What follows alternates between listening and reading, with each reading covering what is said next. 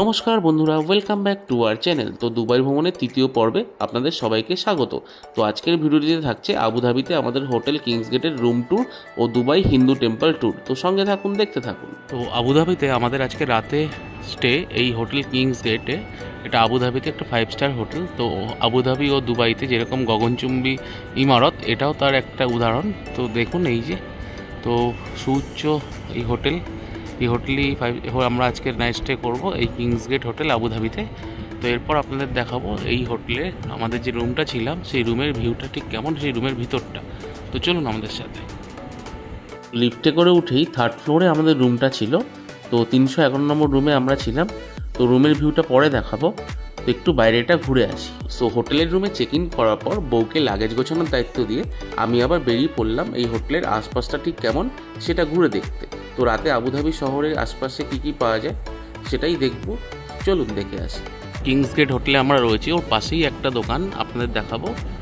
এই দোকানটায় মানে এখানে যেরকম কলকাতা বা বেঙ্গলের মতো সেই ছোট ছোট স্টেশনারি বা কিছু দোকান কিন্তু নেই, সবই এরকম স্টোর টাইপের। তো এই দোকানে থেকে জলের কীরকম দাম সেটা একটু শুনবো। সবাই বলে আরবে বা আবুধাবিতে জলের দাম বেশি। তো জলের বোতলে কীরকম দাম, অন্যান্য কী কী সামগ্রীর দাম টুকটাক শুনবো। তো যাচ্ছি দোকানটায়, চলুন আপনাদের সঙ্গে শেয়ার করি কোন জিনিসের কত দাম। পেপসি 4 দিরহাম আর জল হচ্ছে 1.5 2 দিরহাম। তো আর কেলা কিতনা খায়, কেলা বেনানা 1 দিরহাম। একটা কলা 23 টাকা, বুঝুন। এই কলা একটা 23 টাকা, 1 দিরহাম। এখানে হয় না। তো জলের দামটা মোটামুটি ঠিক আছে, 1.5 লিটার 2 দিরহাম, আর মোটামুটি সবই হাই। এই স্টোরে নিত্য প্রয়োজনীয় অনেক জিনিসই পাওয়া যাচ্ছিল, বা দাম কিন্তু বেশ হাই। একটা কলার দাম 23 টাকা ভারতীয় মুদ্রায়, ও 1.5 লিটার জলের দাম 2 দিরহাম, মানে প্রায় 46 টাকা। এবার দেখবো আমাদের এই কিংস্টন হোটেলে যে রুমটা ছিল সেই রুমের ভিউটা কেমন। তো এই লিফট থেকে উঠেই এই কমন প্যাসেজ, আমাদের রুম নাম্বার 311। তো রুমটায় যাচ্ছি এখন, দেখাচ্ছি আপনাদের রুমটা কেমন। তো আবুধাবিতে আমাদের আজকে নাইট স্টে।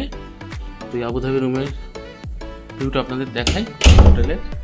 এই প্রথমেই ঢুকে বাথরুম, তো বাথরুমটা পরে দেখাচ্ছি, বাট ভিতরটা দেখাই। তো ঢুকেই এরকম একটা ওয়ার্ড্রোব টাইপের পড়বে। এখানে জলের বোতল, ইলেকট্রিক কেটল, চা কফি খাওয়ার সরঞ্জাম, তারপরে একটা ড্রেসিং টেবিল, এই একটা বড় টিভি ক্যাবিনেট, দেন সুন্দর এই ঘরটা সাজানো, একটা বড় জানলা রয়েছে, খুবই সুন্দর, সিমসাম বাট বেশ ডেকোরেটেড। আর একটা রিডিং টেবিল রয়েছে এখানে, তো খুবই ভালো। তো এবার আপনাদের পুরো রুমটা একবার দেখাই, দেখে নিন রুমটা। আর আমাদের গুলো এসি টিভি চালাতে ব্যস্ত। এবার দেখাই বাথরুমটা। তো বাথরুমটা ঠিক কেমন চলুন। এই যে বাথরুম, ঢুকেই একটা বেসিন, এদিকে যেরকম কোমোড থাকে কোমোড, দেন এদিকে একটা বাথটব রয়েছে, দেখাই আপনাদের। বাথটব রয়েছে, খুবই ভালো, বেশ ভালোই লাগলো আমাদের আবুধাবির এই রুমটায়। আশপাশে কয়েকটি দোকান ঘুরে টুকটাক একটু দাম দর করে এখন আমাদের ডিনার করার পালা। আর একটি ইনফরমেশন, এখানকার হোটেলগুলো per person per head 500 ml করে জলের বোতল দেয় per day. So good morning বন্ধুরা, আজকে আমাদের দুবাই উইথ আবুধাবি ভ্রমণের দ্বিতীয় দিন। তো কালকে আমরা হোটেল কিংস গেটে উঠেছিলাম রাত্রে।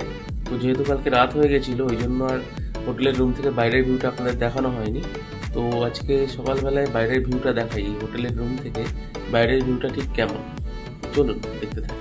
তো এই যে দেখুন রুমের বাইরের ভিউটা, জানলার পর্দাটা সরালেই বাইরের ভিউটা দেখুন। আবুধাবিতে হোটেলটি, তো আবুধাবি মেন সিটিতেই এই হোটেল কিংস গেট। এই হোটেলের রুম থেকে বাইরের ভিউটা আপনাদের দেখেন, কি সুন্দর, এত বিল্ডিং, এত সুন্দর দেখতে। প্রত্যেকটা বিল্ডিং এক্স বার্গারে কারুকাজ, প্রত্যেকটা খুবই সুন্দর লাগে দেখতে। তো সকালবেলা একটু ফ্রেশ হয়ে নিয়েই আমরা চলে এসেছিলাম এই হোটেলে গ্রাউন্ড ফ্লোরে ব্রেকফাস্ট করতে। তো এই ব্রেকফাস্ট করেই আমাদের আজকে আবুধাবি থেকে দুবাই ফেরার পালা। তো ব্রেকফাস্টে কী ছিল চলুন আপনাদের দেখাই। তো প্রথমেই আপনাদের চা কফি খাওয়ার জন্য একটা সেলফ সার্ভিস মেশিন ছিল চা কফির জন্য, দেন তারপর কর্নফ্লেক্স, তো বিভিন্ন রকম পেস্ট্রি, কেক, ফুড আইটেম ও বিভিন্ন রকম ফল, এছাড়াও ব্রাউন ব্রেড ও নর্মাল ব্রেড ছিল, সেটা সেলফ সার্ভিস নিজেদের সেকে নিয়ে তারপর margarine butter, sugar, brown sugar সব রকমই উপলব্ধ ছিল। এছাড়াও বিভিন্ন রকম সসেজ ও বিভিন্ন রকম টিকে আইটেম এখানে ছিল। এরপর অনেক রকম ডেজার্ট আইটেম এখানে ছিল। তো আমার কিন্তু এই যে আলুর একটা চপের মতো পটেটো ক্রকেটাস, এই আইটেমটা কিন্তু বেশ ভালো খেতে ছিল। এছাড়াও চানা, দেন রুটি, ডিমের অমলেটের ভুজিয়া, ওটামেল ও অন্যান্য অনেক রকম বিদেশি ডিশ দিয়ে মেনু উপলব্ধ ছিল।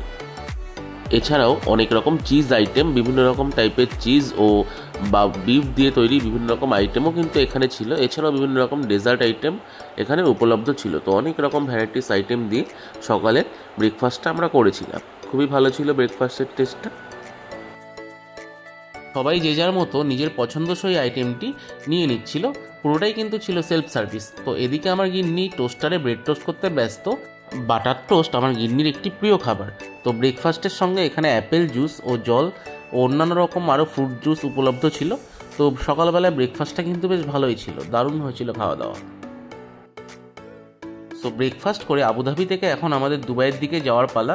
তো গতকাল রাতেই আমাদের হোটেলের বাইরেটা আপনাদের দেখিয়েছিলাম। তো এবার দিনের বেলায় দেখে নিন আমাদের হোটেলটার বাইরে থেকে ঠিক কেমন দেখতে। তো বেশ সুউচ্চ হোটেল। তো এখন আমাদের যাওয়ার পালা। তো আবুধাবি থেকে দুবাই যাওয়ার আমাদের বাস চলে এসছে। তো এখন লাগেজ তোলা হচ্ছে। তো আমরাও রেডি, বাসে করে যাব। 1 থেকে 1.5 ঘন্টা লাগবে দুবাই পৌঁছাতে। তো যাওয়ার পথে আমরা দেখে নেব দুবাইয়ের বিখ্যাত হিন্দু টেম্পল বা হিন্দু মন্দির। তো এই যে আবুধাবি শহর ছেড়ে যাচ্ছি দুবাইয়ের দিকে, দেখো দূরে দেখা যাচ্ছে আবুধাবি মল এবং চারিদিকটা বেশ সুন্দর করে ওয়েল মেনটেন গার্ডেনিং এরা করেছে। এই যে দেখুন রাস্তার ধারে সুন্দর ফুল গাছ লাগানো, লাল কি সুন্দর ফুল ফুটে রয়েছে। তো কে বলবে এইখানে কিছু বছর আগে মরুভূমি ছিল। তো চারিদিকে সুন্দর হাই রাইজ বিল্ডিং দিয়ে আবুধাবি শহরটা কিন্তু সাজানো। তো দুবাইয়ের থেকেও আবুধাবি শহর কিন্তু কোনো অংশে কম না, বাট হাই রাইজ বিল্ডিং যদি বলতে হয় তো দুবাই বেস্ট। তো এখন যাচ্ছি দুবাইয়ের দিকে। এখানকার রাস্তাঘাট কিন্তু খুবই ভালো এবং আশপাশের পরিবেশটাও বেশ সুন্দর। তো প্রথমে আবুধাবি পোর্ট ছাড়িয়ে আমরা চলেছি। এই যে বাদিকে দেখা যাচ্ছে আবুধাবি পোর্ট। তো সুন্দর শিপ দাঁড়িয়ে রয়েছে। তো দুবাইয়ে যেমন দুবাই পোর্ট রয়েছে, আবুধাবিতেও কিন্তু আবুধাবি পোর্ট রয়েছে। তো আবুধাবি পোর্ট ছাড়িয়ে আমরা যাচ্ছি গাছগাছালি দিয়ে ঘেরা দুবাইয়ের পথে। তো চারিদিককে সুন্দর করে ওয়েল মেনটেন গাছ লাগানো রয়েছে। তো এগুলো কিন্তু সব ম্যান মেড। আগে কিন্তু এখানে মরুভূমি ছিল। তো কি সুন্দর গাছ লাগিয়েছে দেখুন, এবং গাছগুলো কিন্তু প্রত্যেক দিনই এর রক্ষণাবেক্ষণ করে। তো যেতে যেতে আমরা এবার পৌঁছে গেলাম বিখ্যাত হিন্দু মন্দির বা হিন্দু টেম্পল দুবাইতে। সো 2022 সালে জাবেল আলী নামক এই দুবাইয়ের এই জায়গাটিতে হিন্দু মন্দিরটি সর্বসাধারণের জন্য উন্মুক্ত করা হয়। তো এই হিন্দু মন্দিরের বৈশিষ্ট্য হলো এখানে ভগবান শিব, ভগবান শ্রীকৃষ্ণ একসঙ্গে পূজিত হয় এবং গুরুদ্বারাও রয়েছে এর ভিতরে। তো খুবই সুন্দর শ্বেতপাথর দিয়ে তৈরি এই মন্দিরটি, দেখতে কিন্তু অসাধারণ। তো এই মন্দিরটি সোম থেকে রবি সপ্তাহে 7 দিনই খোলা থাকে, সকাল 6টা থেকে রাত্রি 8:30 পর্যন্ত। এবং এই মন্দিরে রাত্রি 8:15 অবধি লাস্ট এন্ট্রি টাইম। তো তারপরে কিন্তু আর ঢোকা যায় না। তো চলুন মন্দিরটির ভিতরটা কেমন দেখে আসি। এবার মন্দিরের চারপাশটা একটু দেখাই। মন্দিরের ঠিক অপোজিটেই এখানে একটি চার্চ রয়েছে। তো যেটা বোঝা যাচ্ছে এই এরিয়ায় চার্চ, মন্দির ও বিভিন্ন ধর্মাবলম্বী মানুষের বিভিন্ন রকম উপাসনা কক্ষ কিন্তু রয়েছে। এই যে সামনে দেখা যাচ্ছে চার্চ। তো আমরা যাব এই মন্দিরে, এবং আশপাশটা সুন্দর করে ওয়েল মেনটেন এবং সাজানো। তো মন্দিরে প্রবেশের সময় এই মন্দিরের বাদিকে আপনাদের জুতোটা রেখে তারপরে কিন্তু ঢুকতে হবে। এবার একদম সামনে থেকে মন্দিরটি দেখাই। তো খুব সুন্দর করে সাজানো, বেশ ওয়েল মেনটেন শ্বেতপাথরের তৈরি এই মন্দিরটি। তো এই বাদিকে দরজা দিয়ে প্রবেশ করতে হবে এবং তারপরে প্রবেশ করে হয়তো এই ডান দিকের যে দরজাটা এখান থেকে বেরোতে হবে। তো খুবই সুন্দর করে সাজানো মন্দির। তো চলুন মন্দিরের ভিতরটা ঘুরে দেখি। তো এই বাদিকের দরজাটা দিয়ে মূল মন্দিরে প্রবেশ করতে হবে। তো এই যে মন্দিরের ভিতরটা ঢুকলাম। তো এই যে ভিতরটা দেখুন খুবই সুন্দর করে, পুরোটাই মার্বেল পাথরের তৈরি এই মন্দিরটি, খুব সুন্দর করে সাজানো এবং ভিতরে বিভিন্ন ইনস্ট্রাকশনও রয়েছে। তো এই মন্দিরের কিন্তু একটি ড্রেস কোড রয়েছে 7 বছরের উপর নারী এবং পুরুষ উভয়েরই, যাতে শোল্ডার এবং পা না দেখা যায়। তো সেরকম ড্রেস পরে এখানে আসাটা বাধ্যতামূলক। মানে আপনি 3/4 বা হাফ প্যান্ট বা হাফ স্লিভ গেঞ্জি বা জামা এগুলো পরে কিন্তু আসতে পারবেন না। তো আপনার হাত এবং পা যেন দেখা না যায়, তো সেরকমভাবেই ফুল স্লিভ ড্রেস পরে এখানে আসতে হবে। তো যাচ্ছি এখন মন্দিরে মেন প্রেয়ার হল, সেটা ফার্স্ট ফ্লোরে, এবং বিগ্রহগুলো কিন্তু এই ফার্স্ট ফ্লোরেই রয়েছে। তো আগে যাই বিগ্রহগুলো দেখে আসি। তো ফার্স্ট ফ্লোরে যেতে আপনারা সিঁড়িও ব্যবহার করতে পারেন। এছাড়াও বয়স্কদের জন্য লিফটেরও ব্যবস্থা রয়েছে। এবং আরেকটা জিনিস, এই মন্দিরের গ্রাউন্ড ফ্লোরে আপনার ফার্স্ট ফ্লোরে ওঠার আগে হাত ও পা ধুয়ে নেওয়ার জন্য কলেরও ব্যবস্থা রয়েছে। গ্রাউন্ড ফ্লোরে হাত পা ধুয়ে নেওয়ার জন্য সেই জায়গাটা খুবই সুন্দর করে সাজানো, এবং বেশ ব্যাকগ্রাউন্ডে বেশ শ্রীকৃষ্ণের গানও চলছিল। তো খুবই ভালো লাগছিল পরিবেশটা। তো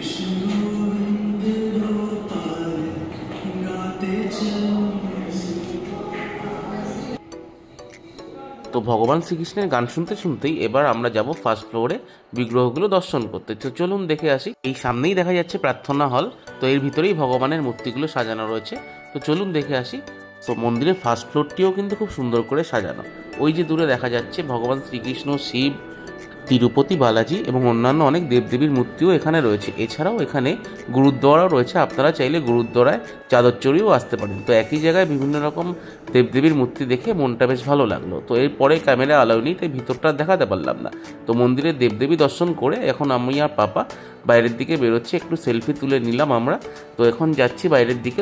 প্রার্থনা কক্ষ থেকে বেরিয়ে অনেকগুলো ভাগবত গীতা বইয়ের স্টল দেখা গেল। তো এই স্টল থেকে আপনারা নিজেদের মতো বই সংগ্রহ করতে পারেন। ধার্মিক বিভিন্ন রকম বই এখানে রয়েছে এবং এর সঙ্গেই রয়েছে এই সামনেই দেখুন প্রসাদ দেওয়ার জায়গা। তো এখানে কিন্তু নিঃশুল্ক সবাইকে প্রসাদ দেয়। তো এই যে পার হেড একটা করে প্রসাদের প্যাকেট এরা দেয়। তো এর মধ্যে মূলত গজা এবং ড্রাই মিষ্টি ছিল। তো এইগুলো এখন আমরা খাবো না, এগুলো ইন্ডিয়ায় নিয়ে যাবো মায়ের জন্য এবং বাড়ির অন্যান্য আত্মীয় স্বজনদের জন্য। তো যাচ্ছি এখন মন্দির দেখে বাইরে। তো এর পরের গন্তব্য আমাদের দুবাইয়ের ফরচুন প্লাজা হোটেল। তো এখন যাব দুবাইয়ের ফরচুন প্লাজা হোটেল। তো ওখানেই নেক্সট 4-5 দিন আমরা থাকবো। তো এই যে বাইরে থেকে দেখিয়ে দিই মন্দিরটা, খুবই সুন্দর দেখতে মন্দির। তো 2022 সালে উন্মোচিত হওয়ার পর এখন দুবাই আমাদের ইন্ডিয়ানদের একটা মাস্ট ভিজিট প্লেস কিন্তু এই দুবাই হিন্দু টেম্পল। তো এখানে অনেক রকম দেবদেবীর মূর্তি রয়েছে এবং গুরুদ্বারাও রয়েছে।